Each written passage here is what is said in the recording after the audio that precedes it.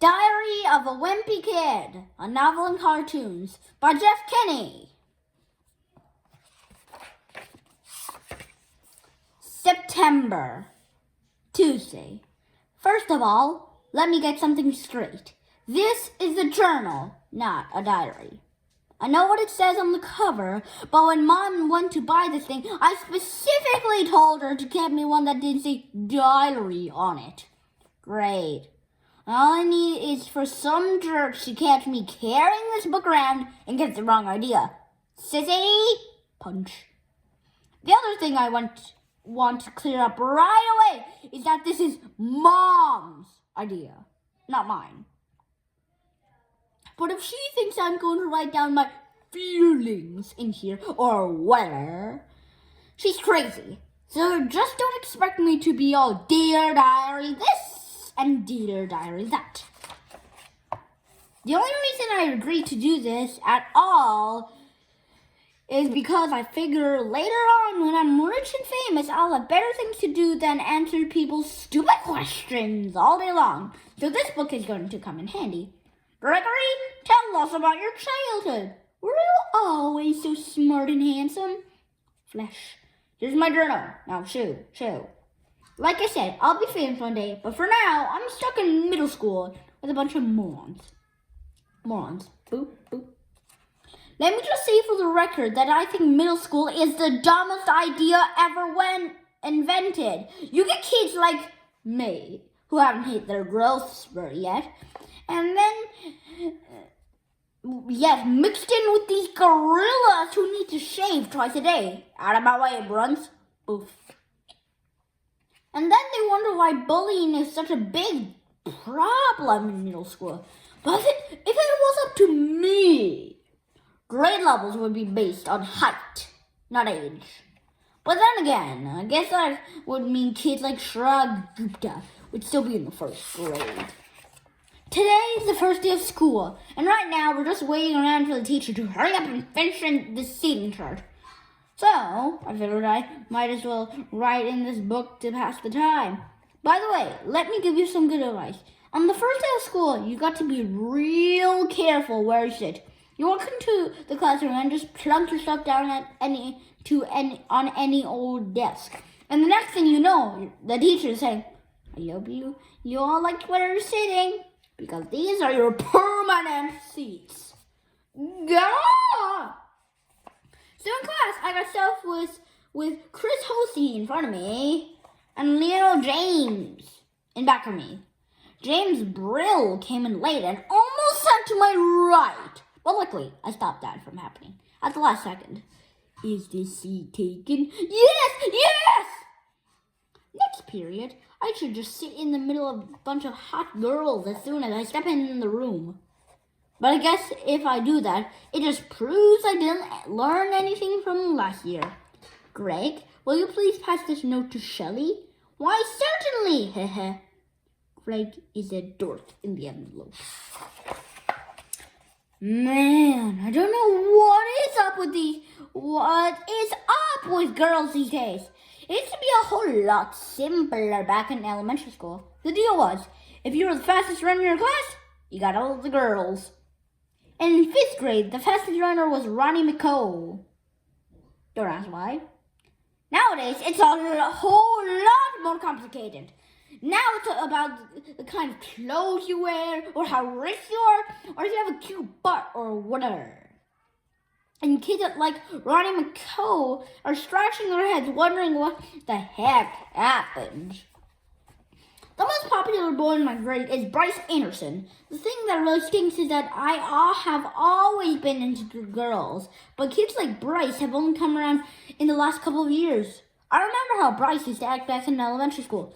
Girls are stinky poos. Yeah. I don't think girls are stinky poos.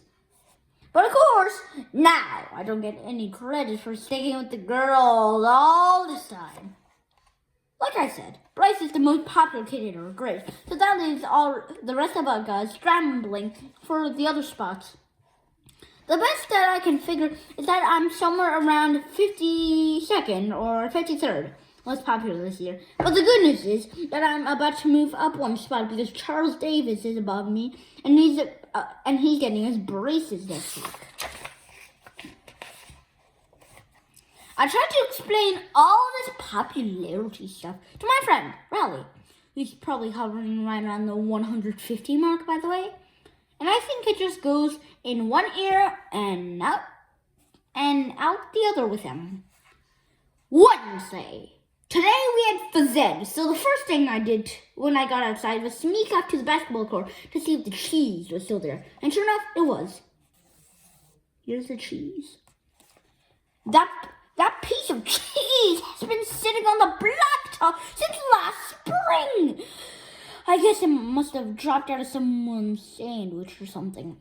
After a couple of days, the cheese started getting all moldy and nasty. Nobody would play basketball on the court where the cheese was, even though that was the only court that had a hoop with a net. Then one day, this kid named Darren Walsh touched the cheese with his finger. And that's what basically started the thing called the cheese touch. It's basically like the cooties. If you get the cheese touch, you're stuck with it until you pass it on to someone else. The only way to protect yourself from cheese touch is to cross your fingers. But it's not easy remembering to keep your fingers crossed every moment of the day. I end up taping mine together so they stay crossed all the time. I got a D in handwriting, but I was totally worth it. This one kid named Abe Hall got the cheese touch in April, and nobody would even come near him for the rest of the year. This summer, Abe moved away to California and took the cheese touch with him. I just hope someone doesn't start the cheese touch up again, because I don't need that kind of stress in my life anymore. Thursday. I'm having a seriously hard time getting used to the fact that summer is over, and I have to get out of bed every morning to go to school. My summer did not exactly go off to a great start, thanks to my older brother, Roderick. A couple of days into summer vacation, Roderick woke me up in the middle of the night. He told me I slept through the full summer. But luckily I woke up just in time for the first day of school. Shoot. You might think I was pretty dumb for falling for that one, but Roderick was dressed up in his school clothes, and he set my alarm clock ahead to make it look like it was the morning. Plus, he closed my curtain so I couldn't see that it was still dark out. After Roderick woke me up, I just got dressed and went downstairs to make myself some breakfast, like I do every morning on a school day. But I guess I must have made a pretty big racket, because the next thing I knew, Dad was downstairs yelling at me for eating cereals at 3 o'clock in the morning. It took me a minute to figure out what the heck was going on. After I did, I told Dad that Roderick had played a trick on me, and he was the one that should be getting yelled at. After I did, Dad walked down to the basement to chew Roderick out, and I tagged along. I couldn't wait to see Roderick get what was coming to him. But Roderick covered up his tracks pretty good, and to this day, I'm sure Dad thinks I've got a loose screw or something. Friday. Today, at school, we got assigned to reading groups. They don't come right out and tell you if you're in the gifted group or the easy group, but you can figure it out right away by looking at the covers of the books they hand out.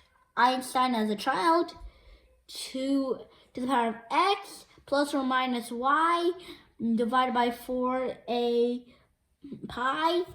Bink says boo. Boo. I was pretty disappointed to find out that I got put in the gifted group, because that just means a lot of extra work. When they did the screening at the end of last year, I did my best to make sure I got put in the easy group this year. Fred picked up the book. Woo, thanks.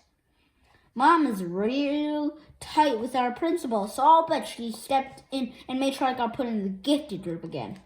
Mom is always saying I'm a smart kid, but that I just don't apply myself. But if there's one thing I learned from Roderick, it's to set people's expectations real low so you end up surprising them by practically doing nothing at all. Roderick, I want your dirty underwear off the kitchen table before I get home from work. Grunt. Later. Actually, I'm kind of glad my plan to get put in the easy group didn't work. I saw a couple of the Bink Says Boo kids holding their books upside down, and I don't think they were joking. Saturday. Well, the first week of school is finally over. So today, I slept in. Most kids wake up early on Saturdays to watch cartoons or whatever, but not me. The only reason I get out of bed at all on weekends is because eventually I can't stand the taste of my breath anymore. Smack, smack. Unfortunately, Dad wakes up at 6 o'clock in the morning, no matter what day of the week it is. And he is not really considerate at the fact that I'm trying to enjoy my Saturday like a normal person. I didn't have anything to do today, so I just headed up to Rowley's house. Rowley is technically my best friend, but that is definitely subject to change. I've been avoiding Rowley since the first day of school, when he did something that really annoyed me. We were getting our stuff from our lockers at the end of the day, and Rowley came up to me and said, "Want to come over to my house and play?"